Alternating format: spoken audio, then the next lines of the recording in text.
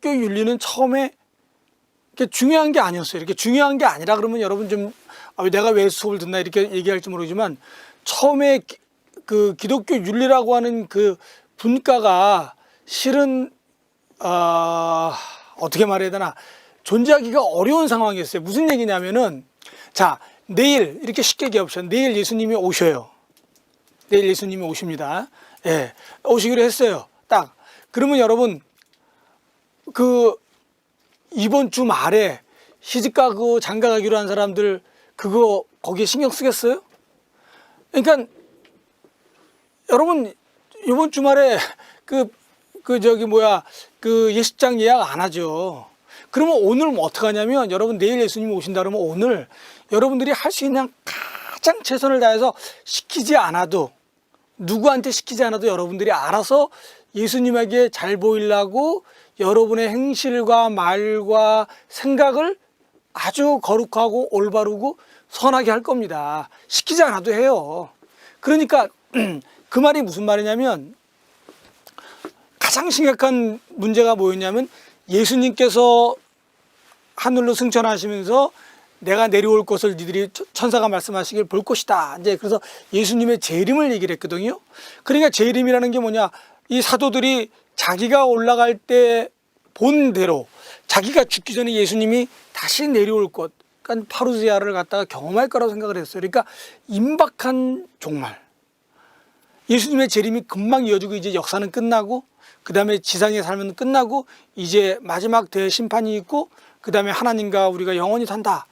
뭐 그러니까 좀 바빠지는 거죠. 여러분들 만약에 내일 학기말 시험이 있다. 그러면 오늘 그냥 그동안 공부 안 하는 거 그냥 몰아가지고 오늘 다 하잖아요.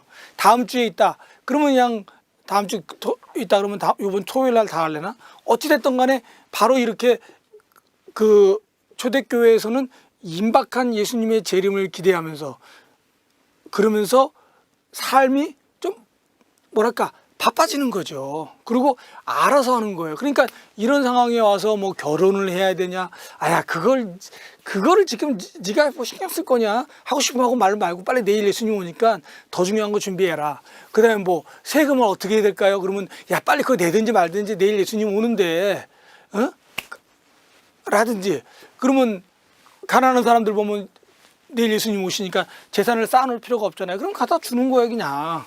그래가지고 어떤 의미에서는 당시에 모든 크리스찬들이 기본적으로 종말에 대한 임박함을 가지고 살았기 때문에 윤리 얘기를 꺼낼 필요가 없었던 거죠. 윤리가 필요 없다는 게 아니라. 그런데 문제는 예수님께서 다시 오신다라고 약속하신 것처럼 바로 오시지 않는 거예요. 그리고 어떻게 돼요? 소위 말해서 1세대 지도자들, 그 중에서 사도들, 예수님과 같이 생사고락을 같이 한 슬픔과 괴로움과 추위와 더위와 뭐 별의별 거 다 경험한 그들이 순교를 하기 시작하면서 1세대 지도자들이 전부 다 소천해 갑니다. 이러면서 예수님이 오시기로 한 그것이 우리의 시간이 아니라 하나님의 시간이라는 것을 깨닫기 시작하면서 그러면 예수님 오실 때까지 어떻게 되냐? 우리가 준비하고 우리가 또 준비하자. 그래서 이게 남아있는 시간은 뭐냐? 준비하는 시간이라는 거죠. 이제 이런 식의 생각들을 하기 시작하면서 그러면 이 세상에 살아야 되는데 어떻게 살아야 되겠느냐? 라고 하는 질문들 속에서 그리스도 교회의 윤리가 슬슬 기원하기 시작하는 겁니다. 그래서 제가 오늘 붙인 제목은 그리스도교 윤리의 태동이다 그랬는데 사실은 성경 안에 이미 그런 것들이 다 들어있죠. 근데 성경과 신약 성경과 윤리는 제가 다른 과목에서 가르치니까 여기서는 그걸 가르치지 않겠습니다. 그거는 나중에 여러분들 또 그 성서의 바탕을 둔 윤리를 또 하고 싶은 분들은 나중에 수업을 들으세요. 자, 통과하고 제가 이제 속사도 간단하게 적었는데 이게 뭐냐면 속이라는 게 포스트라는 뜻이에요. 사도 이후의 시대. 그러니까 그리고 뭐 종류가 많습니다. 사도 이후의 시대에 대한 얘기가 많고 그다음에 그걸 교부 시대라고 얘기도 하고 교부 시대는 보통 어떻게 얘기하냐면 그 크게 말해서 사도교부 뭐 무슨 교부 이렇게 얘기하지만 어쨌든 니케아 회의 전후로 또 나누기도 하고요. 여러분 교회사 시간에 공부했을 거예요. 자, 그러나 일단 교부라고 하는 큰 테두리는 뭐냐? 예수님 이후에 예, 중세가 시작하기 전까지를 우리가 보통 교부 시대라고 합니다. 마지막 대표적인 교부가 바로 어거스틴이죠. 그래서 어거스틴을 중세를 에 집어넣는 사람도 있지만 중세 전으로 집어넣는 사람도 있고 중세와 이 고대 사이에 초대교회와 중세교회 사이에 딱 그 포인트에 넣는 사람들도 있습니다. 그래서 왜냐하면 312년을 갖다가 중세의 시작으로 보는 사람이 있고요. 그 다음에 로마 멸망 4세기 이후에나 로마 멸망 이후, 그러니까 저기 4세기 아니라 로마 멸망 5세기죠. 그렇게 되니까. 그렇죠. 그때부터 그 중세가 시작하는 거로 이해하는 사람도 있고요. 그렇기 때문에 어거스틴은 그 사이에 딱 들어간다. 자, 어찌됐든 간에 그 사이가 교부시대라는 거죠. 자, 근데 사도시대가 예수님을 역사적으로 만난 사도들이 이제 사라져가는 때를 말하는 거예요. 자, 사도행전 16장 5절. 이에 여러 교회가 믿음이 굳건해지고 수가 날마다 늘어가느니라. 그러니까 우리가 기독교 역사에서 가장 중요한 사건이 뭐냐? 이스터죠. 부활절. 그 다음에 부활절 이후에 우리가 오순절을 경험합니다. 오순절은 뭐예요? 성령 강림이죠. 그래서 이제 성령의 시대가 열리는 건데 바로 이 성령의 역사 속에 더불어 교회의 역사가 이제 그때부터 이 오순절을 교회의 생일이라고 그러잖아요. 자, 그리고 교회가 설립되기 시작하고, 자, 그런데 아까 제가 얘기한 것처럼 사도들이 돌아가시면서 사도들이 소천하면서 교회에 무슨 문제가 생기냐? 바로 이제 그들의 기억에 의존하고 그들의 말에 의존했던 것들이 이제 그들이 사라짐으로써 그거를 문서화하고 그거를 그들의 행동과 그들의 믿음의 그 유산을 갖다가 정리할 필요가 있게 되는 거죠. 자, 그래서 교회에서 뭐가 필요하냐?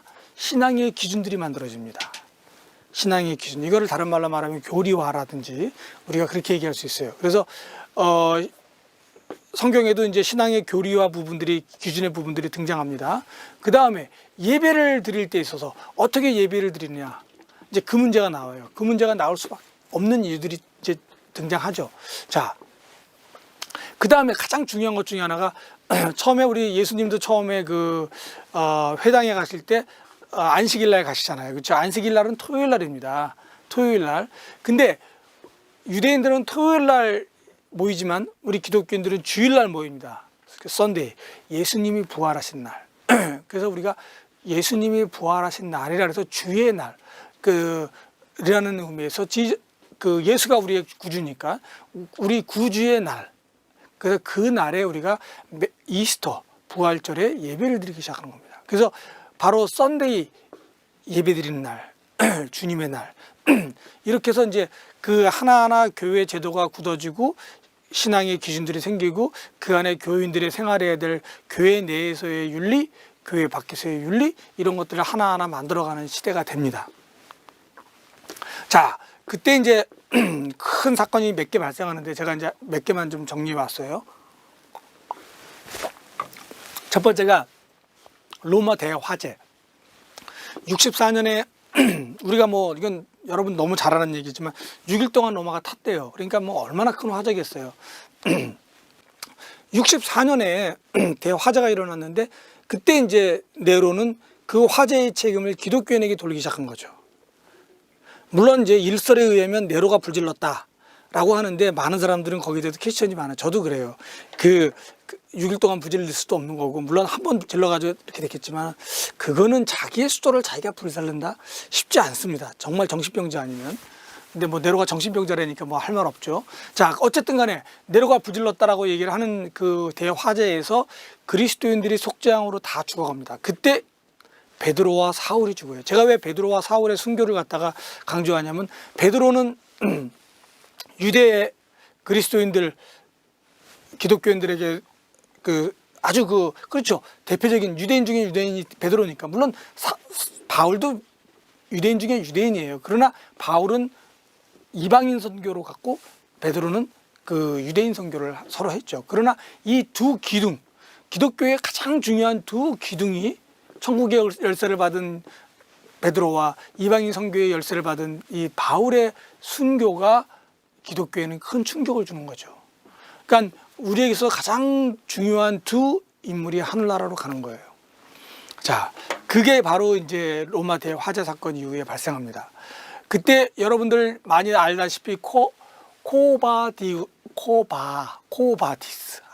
발음이 어렵네요. 쿠어 바디스 도미네, 그렇죠? 그 주여 어디로 가시나이까, 유명한 얘기죠. 영화로도 나왔고, 여러분 영화 옛날 영화인데 한번 보세요. 지금도 상당히 그 내용이 있어요. 코바디우스라고 하는 영화를 보시고 주여 어디로 가시나이까. 이게 뭐냐면 베드로가 그때 이제 로마에 대해 이제 그 박해가 발생하니까 이제 도망가는 거죠. 그렇죠? 피난 가는 거죠. 피난. 로마를 떠나고 있는데 앞에서 보니까 예수님이 십자가 메고 다시 가는 거예요. 그래서 깜짝 놀라서 주여 어디로 가시나이까, 코바디우스 도미네, 이제 그런 거예요. 그러니까 예수님이 나는 지금 로마로 가서 다시 십자가에 못 박혀 죽으러 로마에 간다. 나는 다시 십자가에 못 박히러 로마로 간다. 무슨 얘기냐면 너는 내 양떼를 버리고 도망가는 거 아니냐. 그러니까 내가 다시 내 양떼랑 같이 내가 죽겠다 라고 로마로 가시는 거예요. 거기에 그 베드로가 뒤집어져 가지고 로마로 다시 가죠. 그래서 순교를 당하는데 거꾸로 십자가에 못 박혀서 순교를 당합니다. 자, 그리고 바울은 역시 십자가가 아니라 바울은 참수용을 당하는데 머리가 3번이나 떨어진 곳마다 지금 샘물이 열려가 지금도 로마에 가면은 바울의 샘물이라고 하는 예배당이 있어요. 이제 그렇게 이 64년도 이후에 대박해가 발생하면서 기독교의 가장 중요한 두 자산인 베드로와 그 바울을 우리는 잃고 맙니다. 자, 그러면 또 하나 화재가 중요한 게 아니라 대박해가 중요한 거고, 대박해와 속에서 베드로와 바울이 죽었다는 게 중요한 거죠. 그러면서 1세대 지도자들이 죽어간다라고 하는 걸 중요한 거, 포인트죠. 불이 났다는 게 포인트가 아니라 사실은. 자, 여러분 신학을 하다 보면 포인트가 중요해요. 어떤 게 있냐면, 여러분 조직신학 공부하시고 여기 들어갔을 게 있지만은 God Mother, 신의 어머니라고 하는 그 칭호가 마리아에게 붙어졌잖아요. 그래서 많은 사람들은 이게 마리아 숭배 아니냐. 여러분들 착각하지 마세요. 그런 의미가 아니라 마리아가 중요한 게 아니라 예수가 하나님이다라고 하는 거죠. 하나님의 어머니라고 하는 뜻이라는 게 뭐냐면 마리아를 신성화하는 게 아니라 예수를 신성화하는 거예요. 그러니까 당시에 그 초대교회의 그 용어들을 쓸 때 그게 포인트가 마리아의 포인트가 아니라 그리스도에게 포인트가, 그리스도가 바로 하나님이다. 바로 삼위일체를 얘기하는 거, 성자, 성부, 성령의 하나님을 얘기하는 거거든요. 그러니까 여러분 신학 공부할 때 이 변두리와 중심을 잘 아셔야 돼요. 자, 그래가지고 그것도 모르면서 신의 어머니라고 하는 그 용어를 갖다가 잘못 이해해가지고 헤매고 있는 학생들도 있더라고요. 자, anyhow. 자, 그 다음에 두 번째 사건은 저는 뭐라고 그랬냐면 예루살렘의 몰락입니다. 예루살렘의 몰락은 여러 가지 의미가 있어요. 우선 예루살렘에 왜 몰락하게 됐냐면 그 유대인들이 이제 그 열광적인 어떤 그런 그 메시아니즘을 갖고 있는 그 정치적 메시아님이죠. 뭐 칼로서 자기들을 해방시켜준다. 예수님을 그렇게 생각했다가 예수님은 칼이 아니거든. 그리고 예수님이 예루살렘에 입성할 때 뭐 나귀를 타고 오잖아요. 나귀는 아주 보잘것없는 말은 여러분 여러분 말 타는 거 한번 보세요. 여러분 군마들 다 위에 타잖아요. 그러면 그 건세와 그 어떤 위세가 굉장합니다. 여러분 그 앞에 서 있는 사람들은 굉장히 우습게 보이는 거예요. 그러니까 그래서 이제 그 군마를 가지고 이제 그 전쟁에 쓰는 이유가 있는 거죠. 처음에 그 남미에 갔을 때 남미에는 말이 없었잖아요. 그러니까 사람들이 말을 타는 사람들을 보고 다 놀래가지고 저 사람들이 신인가 막 이렇게 착각을 할 정도로 이 말이라고 하는 그 군마라고 하는 거는 이렇게 굉장한 권력의 상징을 보여주거든요. 예수님은 그것도 안 타고 들어가셨죠. 그런데다가 뭐 예수님이 칼을 썼어요? 성경에도 사도 바울이 말하지만 디모데에서 말하지만은 우리가 성령의 검으로 우리를 무장하라 그랬잖아요. 성령의 검은 뭐예요? 성령의 검, 하나님의 말씀. 칼이 아니에요, 여러분. 네. 자, 이런 식으로 처음에 예수 그리스도를 메시아, 정치적 메시아로 봤다가 아니라고 생각하니까 그들은 메시아를 죽이죠. 자, 로마로부터 독립하려고 2번이나 전쟁을 합니다. 근데 이거 어리석은 거예요. 당시 로마는 전 지중해 연안을 통일하고 사실은 전 세계를, 그 당시 전 세계죠, 그게. 저 위에 그 야만족들하고 저 밑에 사막지대만 안 한 거죠. 전부 다 문명에 해당하는 건 다 통합을 한 겁니다. 여기에 이제 전쟁을 하는 거예요. 그러니까 얼마나 어리석어요. 그러니까 국제 정서를 모르는 그 열광주의자들에 의해서 이제 이루어졌는데, 이제 거기에 우리 기독교인들은 참여하지 않습니다. 왜냐하면 그들의 열광주의에 들어가지 않으니까. 자, 그래서 1차 봉기가 이제 74년에 끝났고, 그 다음에 이제 예루살렘 성전이 이제 70년대 이제 드디어 이제 예루살렘 성전이 성전이 무너져요. 자, 그리고 2차 그 전쟁이 발생하는데, 여기서 이제 성전에 관한 것부터 얘기합시다. 성전이 상실하면서 성전이 무너지잖아요. 그렇죠? 그러니까 어떻게 돼요? 유대인들은 성전 중심에서 뭐냐면 회당 중심으로, 율법 중심으로 넘어갑니다. 이게 이제 언제 때면 바빌론 때하고도 비슷해요. 바빌론 때도 솔로몬의 성전이 무너지고 바빌론에 다 끌려가잖아요. 그러니까 성전을 잃어버린 그들이 어떻게 돼요? 성전을 대신할 수 있는 게 회당이고, 회당 안에서 누가 힘을 가져요? 랍비들이 힘을 갖죠. 그들이 가리키는 교육의 힘을 갖습니다. 그래서 회당, 랍비, 그 다음에 율법 교육, 이게 하나의 삼일체는 아니거든. 이게 삼각형처럼 얽혀가지고, 얽혀가지고 제사장 중심에서 랍비 중심으로 가는, 이제 그게 유대계 이전 상황이 다시 한번 발생합니다. 자, 그리고 이때 또 뭐가 등장하냐면, 예루살렘 성전이 무너지고 나서 이 바리새파 사람들이 랍비 유대교로, 이제 바리새파가 랍비 유대교로 중심을 이루면서 그들이 개혁 세력으로 갑니다. 그리고 자기들하고 맞지 않는 모든 사람들을 이단 시급하면서 전부 다 잘라내요. 그래서 유대인과 비유대인 구별을 이때부터 자기들이 시작합니다. 아주 심각하죠. 그 다음에 또 하나는 뭐냐, 우리 기독교인들 처음에 예수님도 회당에 갔다 그랬죠. 많은 사람들이 저기 안식일이 되면 회당에 갑니다. 근데 이 유대교 기독교인들을 이단 취급하는 거예요. 그래서 회당 출입을 막습니다. 이제 우리 기독교는 이제 심각해지는 거예요. 왜? 그러면 우리가 어디 갈 데도 없고 모일 데도 없게 돼버리는 거죠. 그래서 새로운 날과 새로운 장소를 우리가 찾은 거죠. 자, 이러한 유대교에 대해서 이제 기독교의 우리 교부들이나 우리 기독교인들 쪽에서는 하나님은 이제 어떻게 이해를 했냐면, 왜 예루살렘 성전이 무너졌냐, 이런 것들에 대해서 어떻게 이해했냐면 이런 겁니다. 하나님께서 유대인들을 선택, 영어로 election, 선민으로 삼으신 거는 하나님의 구원의 사역을 감당하기 위해서인데, 유대인들은 그거를 자기들이 잘 먹고 잘 사는 거로 갈라라는 거예요. 그 유대인들을 뽑아놨는데 이 인간들이 자기가 잘나서 뽑히신 줄 알고 자기 자신의 영광과 자기 자신의 그 자존심만 생각하는 거예요. 그리고 하나님의 선교를 무시하는 거죠. 대표적인 그게 뭐예요? 요나서죠, 요나서. 요나서 뭐예요? 이 국수주의적인 유대교에 대한 비판이죠. 그 대표적인 그 서가 요나서인데, 마찬가지로 이 유대인들은 바로 그리스도를 빛 가운데 빛으로 오신 그리스도를 그들이 죽이는 거죠. 그러면서 뭐냐? 그들의 불순종과 그들의 무지와 그들의 게으름이죠, 이건. 이것이 하나님이 다시 그리스도인을 자신의 선민으로 택해서, 우리를 택해서 이제 세계 구원의 길로 가시는 겁니다. 그러니까 만약에 기독교인들이 자꾸 이상한 짓거리 하고 안 하고 이걸 특권이라 생각하고 막 이러면은 이거 어떻게 될지 몰라요.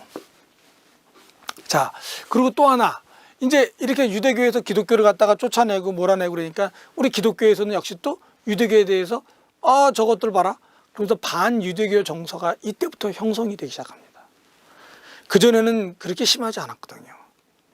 근데 이때부터 이제 엔타이세미티즘, 이게 이제 중세로 넘어가면서 이게 다른 여러 가지 거랑 섞이면서 이제 유대인들은 그리스도를 죽인 놈들, 그래서 그 놈들을 죽여야 된다, 뭐 이런 식의 도식으로 이제 전환되죠. 자, 요거는 이제 저스틴은 제가 나중에 또 할 거니까 이건 뺍시다. 그 2차 봉기 때는 70년대가 아니라 이제는 이제 2세기에 때, 여기서 이제 아까 똑같은 거죠. 영광이 아니라 열광인데 내가 잘못 썼네. 이 소위 질러트, 이 열광주의자들 있잖아요. 이 사람들이 막 해가지고 이번에는 예루살렘 성전만 무너뜨리는 게 아니라 예루살렘을 아예 박살을 냅니다. 시를. 그리고 다시 건축해요. 그리고 이방인 유대인의 용어를 써서 그러니까 이방 도시로 만듭니다. 그거를 엘리아 카피톨리나. 그래서 엘리아 카피톨리나라는 이름으로 예루살렘, 그때부터 이제 소위 말해서 유대인들은 예루살렘 근처에 입성이 안 돼요. 다 쫓겨서 추방당합니다. 그때부터 이스라엘 사람들은 유리하고 방황하는 민족으로 2000년을 헤매게 됩니다. 2000년을. 예수 그리스도 죽인 죄값으로 그렇게 됐다라고 사람들은 얘기를 하지만 어쨌든 간에 이 봉기 전쟁의 실패로 2000년을 국가 없이 떠돌리면서 전 세계에서 모든 박해를 다 당해요. 그리고 대전 끝나고 나서나 이제 정착을 하죠. 이제 팔레스타인에. 자, 유대인들 출입을 예루살렘에 금하고, 그 다음에 이제 이때부터 이제 유대인들이 이제 자기들이 이제 더 개토화, 더 소수화, 더 정예화, 뭐 이런 식으로 해서 유대인과 비유대인 막 갈라놓고 이제 자기들끼리 개토 들어가 사는 거예요. 예. 따로 사는 거예요. 이제 이러면서 이제 저 사람들에 대한 이제 혐오감도 생기게 되고, 이제 이 별의별 것들이 이제 그때부터 만들기 시작합니다. 그리고 이제부터는 그리스도교와 유대교는 별개예요. 예. 자, 그러면 어떻게 되느냐? 재미난 현상이 발생한다 그랬죠. 안식일날 모이던 우리의 모임이 주일날 주님의 날로 모이기 시작하고요. 그리고 기독교의 예배 양식이 만들어지기 시작합니다. 우리 그건 예배학 시간에 공부했겠지만 이 초대 기독교의 예배 양식과 지금의 양식이 그렇게 다르지 않다라는 것에 대해서 여러분들은 깜짝 놀랄 거예요. 만약에 시간이 나면 나중에 제가 이제 당시의 초대교회의 예배에 대해서 그때 역사적 기록들이 있거든요. 내가 한번 보여드릴게요. 거의 비슷합니다. 자, 그러면서 이제 복음의 방향이 유대인에 대하러 가는 것보다도 이제는 헬라 문화 속으로 기독교가 들어갈 수밖에 없고 들어가는 상황이 된 거예요. 그래서 이제는 대화하는 대상이 유대인이 아니라 이제는 헬라인이죠. 그레코로망 문화, 헬라 문화 속에서 그 사람들이 대상이 되고, 그 사람들의 철학이 우리들의 논쟁과 토론의 대상이 되는 겁니다. 자, 무슨 얘기냐면, 왜 철학이라는 말을 쓰냐면, 여러분, 철학 그러면 우리는 지금 철학 그러면 사실은 그냥 일부 죄송합니다. 철학하는 사람들한테 하는 일부러 그런 게 아니라, 우리가 많은 사람들이 지금 철학한다 그러면은 저기 어디야 미알인가 보면 철학관 무슨 운명 사주 이런 거 있거든요. 그래서 인생 철학 인생에 점을 쳐줍니다. 철학 그렇게 생각하는 사람들도 있어요. 예, 그런 사람들도 있지만 그 철학이라고 하는 원래 뜻은 필라소피, 그러니까 지혜를 사랑한다는 뜻인데, 지금은 이제 그것이 하나의 학문으로 돼가지고 대학교에서 그거를 공부하고, 여러분이 신학 공부하는 식으로 공부해서 차근차근 해가지고 그냥 하나의 그냥 아카데믹한 학문이 돼버린 거죠. 근데 2000년 전에 철학이라고 하는 건 그게 아니에요. 여러분, 피타고라스 알죠? 저도 피타고라스를 굉장히 좋아하는데, 왜냐하면 피타고라스의 수학 정리 이런 걸 떠나서 그 사람들이 갖고 있는 이 종교적인 색채가 굉장히 강해요. 그리고 거기 공동체 생활을 합니다. 그러니까 이 모든 당시의 철학이라고 하는, 그 당시 철학이라고 하는 건 단순한 아카데믹의 하나의 학문의 한 분과가 아니라 이 세상을 어떻게 살아가야 되느냐에 대한 전 세계관을 얘기하는 거예요. 어떻게 살아갈 거냐. 그러니까 우리가 보통 그냥 하는 말로 쟤는 개념이 없어, 그런 말 하죠. 옛날에는 우리가 개념이란 말보다 쟤는 인생을 살아가는 철학이 없어 그랬거든요. 그러니까 그때 철학이라는 게 뭐예요? 어떻게 삶을 살아가느냐. 여러분, 철학 없는 사람들 정말, 그러니까 요즘 말로 말하면 개념 없는 사람들, 왜 사는지 모르는 사람들, 그렇죠? 네.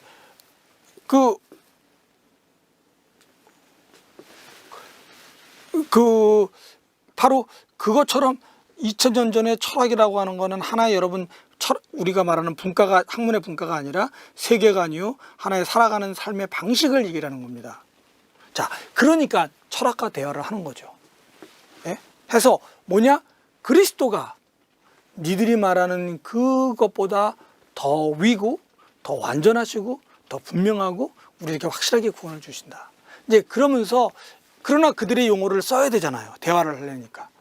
그래서 우리가 잘 아는 메시아라는 말은 헬라어 용어가 아니라 헬라어로 그거를 번역한 게 우리가 그리스도 아니에요.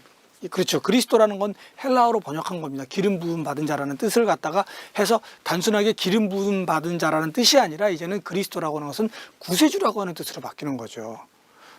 여러분 그런 게 많아요. 예를 들면은 우리가 옛날에 헬라에서 썼던 용어가 뭐냐면 우리가 연극할 때 가면이라는 거 있죠. 가면. 오페라에 뭐 팬텀 오브 오페라처럼 가면을 쓰고 나오잖아요. 그렇죠. 이렇게 가면. 그 가면을 우리가 페르소나라는 말을 썼거든요. 근데 그게 이제는 그런 뜻으로 바뀌는 게 어떻게 바뀌냐면 단어 뜻이 인격 또는 위격 전혀 다른 뜻으로 바뀝니다. 완전히 다른 보다도 새로운 뜻으로 가는 거죠. 마찬가지로 단순하게 기름 부은 거, 그러면 참기름 주인이냐, 뭐 이렇게 말할 수 있는데 그게 아니라 바로 그리스도라는 것은 우리를 구세주다라고 하는 새로운 개념으로 메시아의 개념을 해석한 거예요. 자, 이런 것들이 전부 다 사도 이후에 이제 계속 다 예수님 때부터 중세에 들어가기 전까지 다 만들어진다는 거죠. 자, 그리고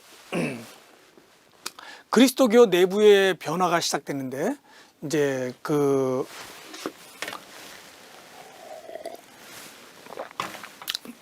예루살렘의 붕괴와 일치하게, 그러니까 아까 말한 60년대 대화재, 그다음에 70년대 성전의 붕괴, 그다음에 뭐 130년 정도쯤에 40년 그때 예루살렘의 완전한 붕괴, 막 이런 것들이 이제 겹치면서 1세대 지도자들이 다 사라져가게 되고, 그렇게 되면서 그리스도교의 기반과 중심이 약화될 수 있는 새로운 위기를 직면했는데, 그거를 갖다가 이제 안정되게 교회를 끌어가기 위해서 필요한 것들이 발생합니다. 그래서 사도들과 1세대 지도자들의 사망은 교회 안에서의 논쟁들을 만들어내고, 이거 제가 좀 앞에 걸 빼버렸네요. 그리고 어떤 신앙생활을 조종하고, 그러나 교리나 실천에서 안정성을 줄 수 있는 그런 권위를 상실했다라고 하는 거죠. 그러니까 뭐냐면 이제 어떻게 보면 좀 다운화되는 성향이 발생합니다. 막 중구난방으로 나도 이 얘기 들었다, 나는 이렇게 들었다, 너는 이렇게 들었다. 그래서 이런 들은 얘기들, 신앙의 경험들을 정리하기 시작합니다. 안 그러면 이거 뭐 걷잡을 수 없이 막 되니까. 그래서 다양성 속에서 정통이 형성된다.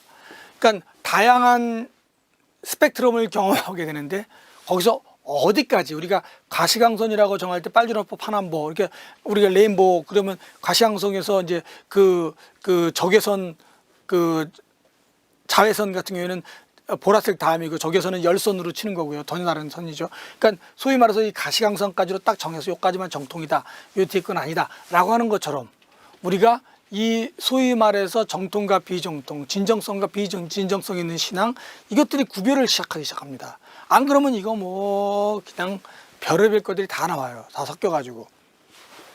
그리고 기독교 윤리는 어떤 규범적인 체계가 필요하죠.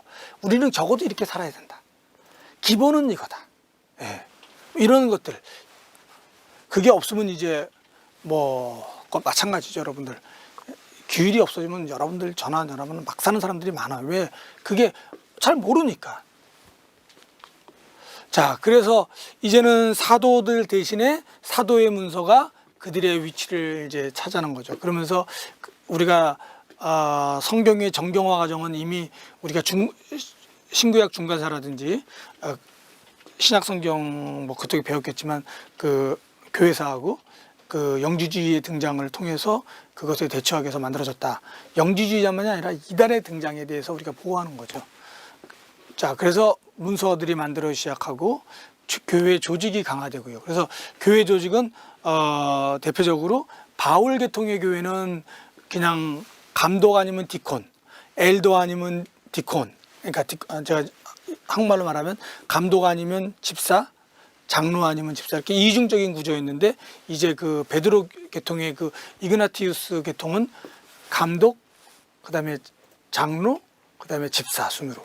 여러분, 장로하고 집사는 이거는 정회원과 준회원을, 목사를 말하는 거예요. 여러분, 평신도를 말하는 게 아니라, 그 당시에는 평신도의 개념이 없어요. 그러니까 평신도 직책이 없어요. 평신도는 그냥 평신도입니다. 예. 왜냐하면 이제 장기전을 대비해야 되니까. 여러분, 전쟁 금방 끝날 것 같았는데 안 끝나면 어떻게 돼요? 장기전을 들어가야죠. 예, 공장도 세워야 되고 참호도 더 깊게 파야 되고 그 다음에 그 군수 물자도 만들어야 되고 그 다음에 뭐 막사도 져야 되고 뭐 그 다음에 그 군인들이 훈련도 받아야 되고 그렇잖아요. 전쟁이 안 끝났으니까. 그런 것처럼 이 교회 조직을 강화시킵니다. 근데 이제 교회 조직이 강화되면 뭐가 문제 생기냐면 항상 그래요. 교회는 기본적으로 그 스피릿이 있거든요. 영이 있거든요. 영이 있는 거죠. 그러니까 하나님과 만남의 자유가 우리한테 있는 건데 이거를 너무 제도화시키게 되면 이거에 반발이 와요. 그래서 당시에 이제 이렇게 굳어져가는 교회에 대해서 반대하고 성령 운동들이 그냥 거세게 일죠. 예를 들면 터툴리안, 여러분 들어보셨을까요? 아프리카의 그 순교의 전통 속에서 신앙생활을 했던 터툴리안 같은 경우에는 바로 이러한 그 제도화된 교회에 대해서 상당히 불만이 좀 많아요. 그래서 마지막에 그분이 가장 큰 그 오점을 남기는데 몬타니즘이라고 하는 그쪽으로 넘어가 버리는 거죠. 거기는 그냥 열광주의니까. 이제 그거는 그 시간에 좀 하기로 하고, 이렇게 교회가 강화되면 강화될수록 동시에 그거에 대한 반대가 또 생긴다 이거죠. 왜냐하면 너무 제도가 강화되면 사람들이 영을 죽이거든요. 자, 그래서 디다케에 대한 글들이 나오거든요. 이방인들을 위한 12사도의 가르침이다, 이제 그런 뜻인데 사실 12사도가 쓴 건 아니죠. 여기에 보면 이제 윤리적인 지침, 그 다음에 예식, 세례와 성만찬과 금식과 기도. 제가 아까 얘기한 것처럼 당시에 우리들의 예배 지금의 양식과 그 당시 양식이 별 차이가 없다는 것에 대해서 너무 놀랍더라고요. 이 당시는 이제 세례할 때는 침례를 했죠. 이제 그리고 성찬식에 대한 이제 빵과 포도주에 대한 기도문이 제공이 되고요. 예, 그러니까 새로운 환경에 변화할 수 있는 교회가 되고 교회 조직들이 만들어지고요. 아까 얘기는 같은 겁니다. 그러니까 이렇게 조직이 강화되고 굳어지는 거에 대해서 이제 반대가 또 항상 존재한다. 예. 그리고 이제 요거 이제 교회 확장에 대한 얘기인데, 요한계시록에 나온 것처럼 내가 이와 같이 미지근하여 뜨겁지도 아니하고 차지도 아니하고 내 입에서 너를 토하여 내버리라. 이상적인 그 교회는 분명히 하자, 세상과 그 교회를 구분하자, 뭐 이런 것도 되고요. 여러 가지 뜻이 있습니다, 이 안에. 자, 그래서 교회와 국가의 관계를 70년하고 160년 사이에, 물론 312년 그 컨스탄틴 대제가 이제 기독교를 갖다가 용인한 그때부터는 달라져요. 그 이후부터는 황제의 종교가 되어버리기 때문에 이제는 교회가 생각할 수 없던 것들이 발생합니다. 여러분 생각해 보세요. 맨날 박해받고 맨날 두들겨 맞고 맨날 이러던 사람들이 그러니까 노예는 아니죠. 노예생활처럼 하던 사람이 갑자기 주인이 돼봐. 여러분 어떡하겠어? 여러분 이거 진짜 머리 아픈 거예요. 그래서 312년이라는 해가 우리에게는 단순하게 뭐 기독교가 공인화됐다라고 하는 뜻이 아니라 교회가 완전히 새로운 탈피를 해버립니다. 그동안 안 했던 질문들이 다 터져나오고요. 이제는 눌림당하는 종교가 아니라 이제는 다스려야 되거든요. 어떻게 다스릴 거냐, 이런 문제가 발생하는 거예요. 그러나 70년에서 160년 사이는 박해 시대입니다. 그러니까 이제 이때 두 가지가 나타나요. 특히 첫 번째 하나는 우리 기독교인들은 모범적인 시민이다. 그러니까 니들이 우리를 잘못 박해한 거다. 박해할 이유가 아무도 없다. 아무것도 없다. 니들 우리 쓸데없이 죽이는 거다. 왜? 우리가 뭐 세금을 안 냈냐, 뭘 안 냈냐? 물론 이제 황제 숭배를 안 한 거죠. 예. 그거는 좀 다르죠. 예. 그 외에 우리는 아주 모범적인 시민이다. 그 다음에 두 번째는 뭐냐? 어떤 자세냐면 여기는 제가 안 놨지만 아까 계시록 같은 거 보면은 저건 적그리스도라고 국가를 표현합니다. 예, 저 적그리스도에 동의하면 안 돼요. 여러분들 국가가 복음을 박해하기 시작할 때는 그건 적그리스도입니다. 그러나 복음을 박해하지 않을 때는 적그리스도라고 말하면 어려워요. 왜? 국가는 다른 기능을 하는 거거든. 이제 그런 국가의 기능에 대한 설명들이 나오기 시작합니다. 그래서 하나는 국가가 적그리스도라는 표현이 있고, 또 하나는 국가가 선한 기능을 한다라고 하는 이해도 있고요. 그 다음에 기독교인들은 올바른 시민이다. 이런 식으로 이 속에서 살아가는 방법들이 나오는 겁니다. 여러분 국가를 갖다 무조건 적그리스도화 하면 안 돼요. 그리고 국가를 무조건 또 선한 하나님의 뭐 도구다, 아닙니다. 하나님의 도구가 아니라 이 도구는 언제든지 적그리스도가 될 수 있어요. 역사 속으로 봤잖아요. 그렇죠? 저기 독재 국가는 절대 권력은 절대로 불패한다. 우리 저 공산당 저기 뭐야 저기 소련 그 수용소 같은 거, 그다음에 또 저기 히틀러의 그 국가 보세요. 얼마나 많은 사람을 죽이고 얼마나 많은 사람들을 괴롭힙니까? 자, 베드로전서 아까 그겁니다. 인간의 모든 제도를 주를 위하여 순종하되, 그러니까 순종하라 이거. 올바른 시민이 되라는 거죠. 베드로전서 2장 13절에서 17절 말씀입니다. 그 혹은 위에 있는 왕이나 혹은 그가 악행하는 자를 징벌하고 선행하는 자를 포상하기 위해 보낸 총독에게 하라. 이게 참 어려운 건데, 국가 권력을 여기서 이제 베드로는 어떻게 보는 거냐면 그 나쁜 놈을 징벌하고 그리고 착한 사람을 포상하는, 이제 그게 국가 제도라는 거죠. 그러니까 거기에 있는 군주들을 위해서 순종해라. 예. 선행으로 어리석은 사람들이 무식한 말을 막으시는 것이라 너희는 자유가 있으나 그 자유로 악을 가리는 데 쓰지 말고 오직 하나님의 종과 같이 하라. 무사람을 공경하며 형제를 사랑하며 하나님을 두려워하며 왕을 존대하라. 이 얘기는 이제 그 왕들이 좋아하는 표현이죠. 물론 성경에 또 다른 게 나와요. 적그리스도라는 표현들이. 그 다음에 로마서 13장 1절에서 7절, 이거는 되게 중요한 겁니다. 사도 바울이 말씀하신 건데, 자, 각 사람은 위에 있는 권세들에게 복종하라. 이것도 똑같은 거입니다. 복종하라는 겁니다. 하나님으로부터 나지 않은 어떤 권세도 없다는 거예요. 모든 권세는 다 하나님께 나왔다. 그러니까 권세를 거스리는 자는 하나님의 명예 거스리는 자다. 자, 근데 그 다음엔 뭐냐면, 여기 제가 이제 다 읽지 않고 여러분들 그 읽어보세요. 1장부터 7절까지. 뭐가 있냐면,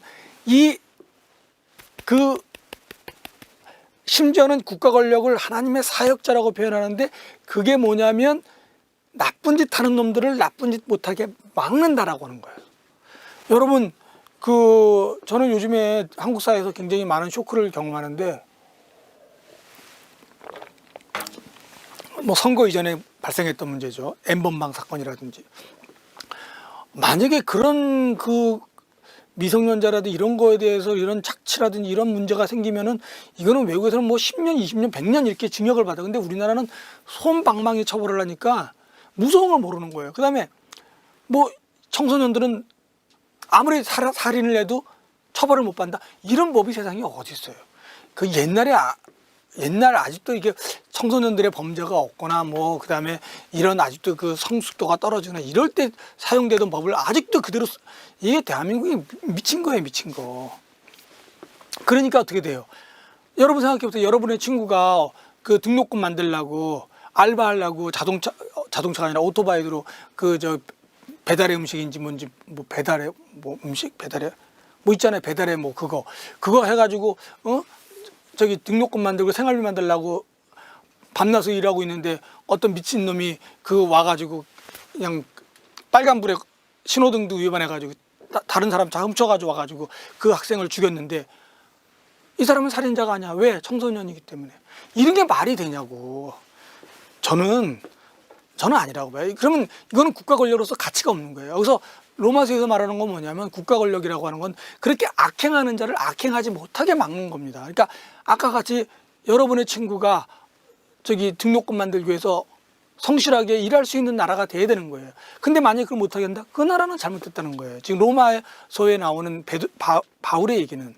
자, 그래서 다시 한번 정리하면은, 국가 권력은 하나님의 사역자인데 뭘 하느냐? 악한 자를 악하게 못하는 거예요. 그리고 선한 사람은 거기에 따라서 보상을 해주고.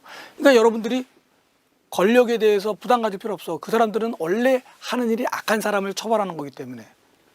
여러분이 악한 사람이 아니라면 여러분 겁먹을 필요가 없어요. 그게 이제 바울의 얘기입니다. 근데 생각해 보세요.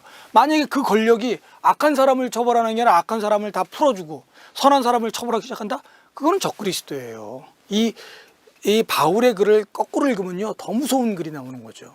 자, 그래서 여러분들 이 베드로전서 아까 나온 거 2장 13절에서 17절, 그 다음에 로마서 13장에서 1절에서 7절, 되게 중요한 성경의 구절입니다. 국가 권력에 대해 인정하는, 그러면서도 거기에 항상 여지는 남겨놓죠. 여러분 요거 아셔야 됩니다. 제가 자꾸 강조하는 이유가 있어요. 자, 그 다음에 그리스도만이 주님이시다. 이게 이제 우리가 큐리에 여러분 그 모차르트의 장송곡 레퀴엠 보면 큐리에 엘리아손이란 말 있죠. 큐리에가 뭐예요? 주라고 하는 뜻이죠. 주님. 엘리아손은 뭐예요? 자비를 베푸소서. 영어로 표현하면 그 Lord have mercy on me. 나에게 자비를 베푸소서. 참 지금 시대에는 저는 아주 절실합니다.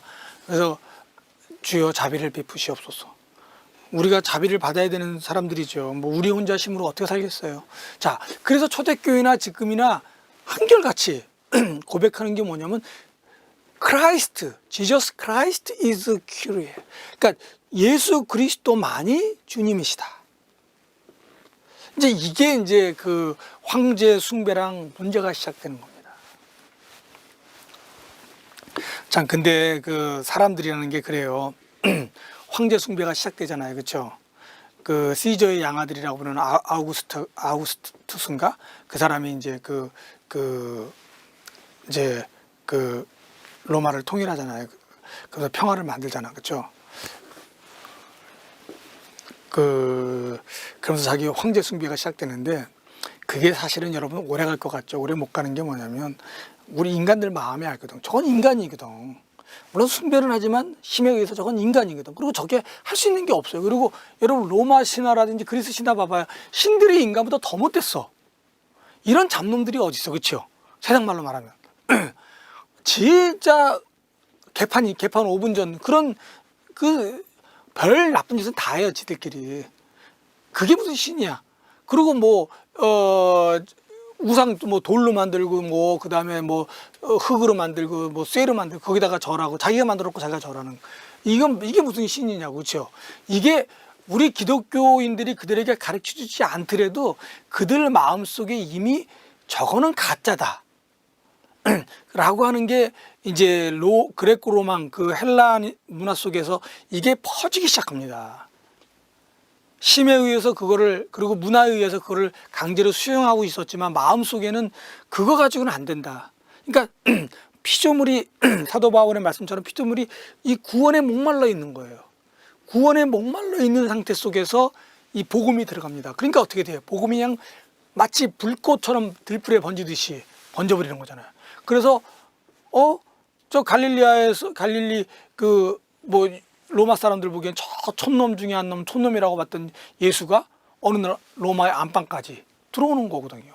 이게 어떻게 되냐? 바로 우리들의 마음속에 성령의 그 갈급함이 있는 것처럼 마치 그 가뭄의 단비를 그리듯이 그 당시에 그레코 로망 이 세계 속에서 구주에 대한 그리움이 있는 거죠. 이게 사실은 지금도 많아요. 그러니까 우리 기독교인들이 이제 역할이 큽니다. 역할이 커요. 그러나 그거를 못하는 이유는 뭐냐? 우리가 아직도 준비가 안 되고 아직도 여러분하고 저희가 문제가 많은 거예요. 지금. 자, 그리스도만이 오직 주님이시다. 이제 그것 때문에 이제 황제 숭배 거부가 되고 이제 그러면서 이제 그거를 통해서 이제 그 폴리캅 같은 경우에도 이제 그것 때문에 이제 죽음을 당하죠. 황제 숭배를 거부하니까.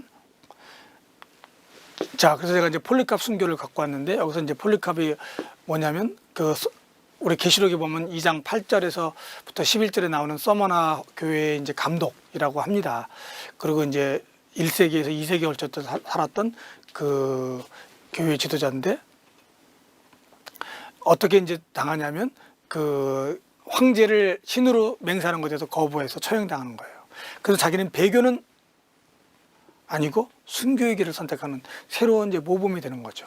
이제 사람들은 이제 교회 전통에 보면은 사도 요한의 제가 이게 말을 두 번 썼네요. 사도 하나 빼야 돼. 사도 요한의 제자라고 우리가 이제 보통 알고 있고, 그 다음에 영지주의자랑 엄청나게 싸움을 벌였던 사람이다. 이제 근데 이 잡혀가지고 이제 그 순교당하기 전에 강요합니다. 야, 너 같이 늙으니까 이제 잠깐만 부정하고 부인하고 예수님 부인하고 그냥 황제 맹세하고 저 사람이 우리 신이다 뭐 이런 식으로 해버리면 너 살 수 있는데 왜 그러냐. 그러니까 이제 폴리캅이 하는 말이가 그리스도 주님을 자기는 86년 동안 섬겨왔다. 예, 86년 동안 선교 왔는지 모르지만 나의 왕이요. 그 다음에 쭉 설명을 합니다. 그 다음에 마지막에 나의 왕이요, 나의 구주이신, 나의 큐리에, 그분을 내가 어떻게 욕할 수 있겠느냐. 그래서 이제 그 화형 선고를 받습니다. 뭐 처음에 맹수들 등장하고 화형 선고를 받는데 다니엘 사건처럼 불길이 폴리캅을 피해가요.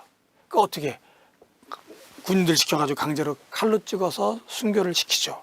자, 이게 이제 그 폴리캅의 순교입니다. 자, 교회 국가 관계 아까 설명도 했고요. 자, 그 다음에 이제 순교자 저스틴까지 오늘 하면은 강의가 정리될 것 같아요. 자, 순교자 저스틴. 이거를 우리가 이제 저스틴이라고 말하기도 하고 그 라틴어 발음으로 그대로 쓰는 데에서는 유스티누스. 발음이 힘드네요. 여러분 그 라틴어에서 J는 U로 발음 나요. 그러니까 주스티누스 이렇게 말하면 안 돼요, 여러분. 유스티누스. 플라비우스. 자, 그래서 이제 이분도 순교를 당했기 때문에 우리가 순교자 저스틴이라는 말을 붙이죠. 아까 제가 이제 생략하고 넘어갔던 게 바로 뭐냐면 유대인 그 트리포라하고 대화. 여기서 이제 그 저스틴, 그러니까 소위 말해서 이제 그 사부의 시대가 끝나고 예루살렘이 무너지고 이제 모든 기독교는 이제 그 이방인들에게 선교가 나가기 시작하고요. 그러면서 이방인 문화인 헬라 문화랑 대화를 하다 보니까 그때부터 등장한 게 뭐냐면 소위 변증. 기독교의 신앙과 기독교의 교리와 기독교의 윤리적인 삶과 기독교의 진리를 이방인들에게 가르쳐 줘야 되기 때문에 그들에게 기독교를 변증해내는, 그거를 다른 말로 이제 뭐 호교라는 말로 번역을 하는데 교리를 보호한다. 뭐 같은 말인 것 같아요. 그래서 우리 개신교에서는 변증이라는 말을 쓰고 천주교에서는 호교라는 말을 많이 쓰는데 그냥 두 개 왔다 갔다 씁니다. 저도 왔다 갔다 써요, 사실은. 영어로 말하면 다이얼렉틱 똑같아요. 예.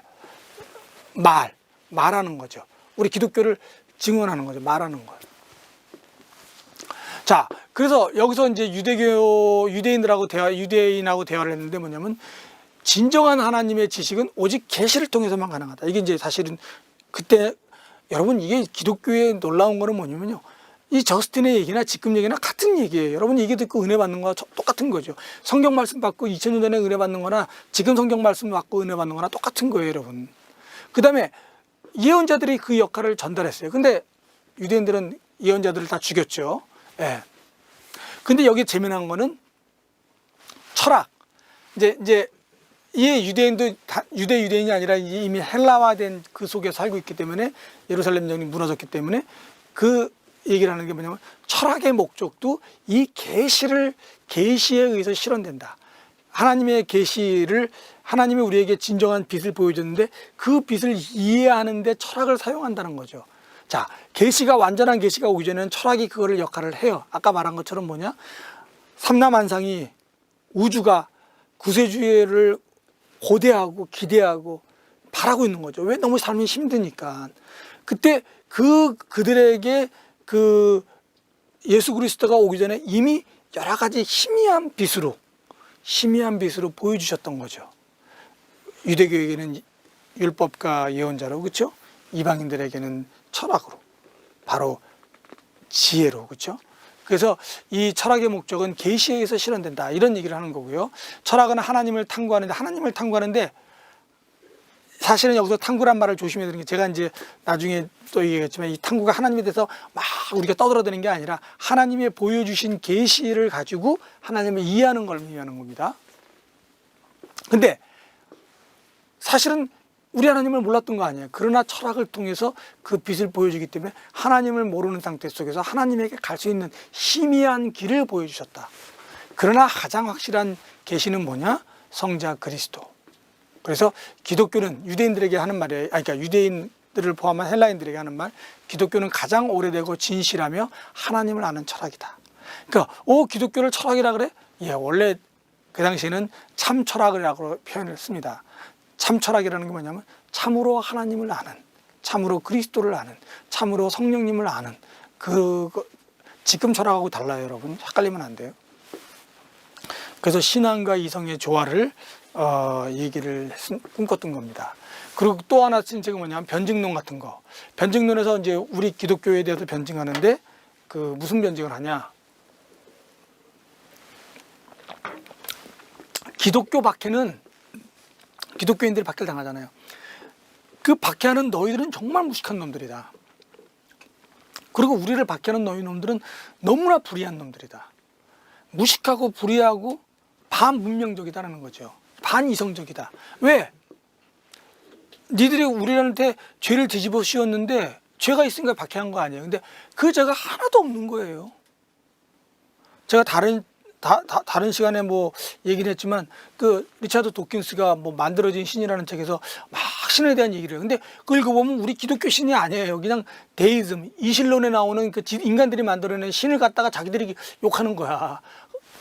보다 보니까 이걸 굳이 봐야 되나? 뭐 이런 생각이 들 정도로. 마찬가지로 우리가 기독교인들에게 당시에 죄가 있다고 죄를 뒤집어 씌웠는데 그 죄가 아무것도 없는 거예요. 그냥 무지에서 온 거죠. 그리고 무식해서 온 거고 비이성적이고 그다음에 불의해서 온 거라는 거지. 자, 처음에 박해받을 때 기독교인들에게 뒤집어 씌운 게 뭐냐? 기독교인들은 무신론자다. 우린 답변합니다. 저스틴은 우상을 숭배하는 것보다 진정한 하나님을 예배드린다. 우리는 무신론자가 아니다. 하나님을, 진정한 하나님을, 참 하나님, 왕의 왕 하나님을 우리가 숭배하는 것이다. 아니다. 자, 무정부다? 아니다. 우리는 하나님의 왕국은 저기 지상에 있는 왕국이 아니라 하늘나라에 있기 때문에 여기서 다투지 않는다. 나 여기서 세금 낼 거 다 내고 우리가 할 거 다 한다. 우리는 모범 시민이다. 무정부 주사 아니다. 우리는 사실 여기서 어느 국가가 왔든 사실 여러분들 그렇잖아요. 대한민국에 어느 정권이 들었은들 우리하고 큰 관계가 있겠어요. 그렇죠? 우리는 신앙생활 잘하는 게 중요한 거죠. 그들이 우리를 신앙생활 잘할 수 있는 토대를 만들어주면 고마운 거고요. 자, 그 다음에 기독교인이 비도덕이다? 아니다 이거죠. 어느 종교보다 또는 어느 철학 공동체보다 우리 기독교는 더 높은 고도의 도덕이 있다. 이 굉장히 윤리적이라는 거예요. 기독교인이야말로 가장 윤리적이다. 여러분 이거 시사성이 큽니다. 지금은 뭐냐면 어떤 때는 우리 기독교인들끼리 그런 말 하잖아요. 쟤는 예수 믿기 전에 인간 먼저 돼야 된다. 인간이 안 됐다라는 말이 뭐예요? 기본적인 윤리적인 개념이 없는 거예요. 이런 애들이 많잖아요. 우리 그렇죠? 우리도 스스로 그렇게 얘기하는 것처럼 근데 그거는 잘못된 거죠. 기독교인은 세상 사람보다 더 높은 도덕적 기준을 갖고 있다는 거죠. 자, 그 다음에 그렇기 때문에 기독교는 어느 종교하고 비교할 수 있는 우위를 점유하고 있는 거고요. 그리고 인간은 거기서 또 나오는 건 인간은 이성을 통해서 실제를 이해하고 자유를 행사하는데 바로 그 로고스라는 것은 이성 중에 이성이요, 빛 중에 빛이요, 하나님의 독생자 예수 그리스도는 하늘의 영이 있고 하늘의 권세죠. 그러니까 이거를 니들이 똑똑하다? 그러는 사람들은 다 예수 믿어라 이거예요. 니들이 지혜를 사랑하냐? 지혜를 사랑하니 예수 믿어라 이거죠. 그리고 니들이 인간답게 살기 원하냐? 예수 믿어라. 이제 그런 변증론을 저스틴이 한 겁니다. 그래서 기독교 신앙은 로고스가 빛 중에 빛이요 진리 중에 진리이신 그리스도가 동정녀로 탄생하신 거를 동정녀에게 탄생한 걸 말하는 거고 고난받고 십자가형을 받아서 부활하시고 승천하셨다. 그래서 기독교 신앙의 보편성, 예?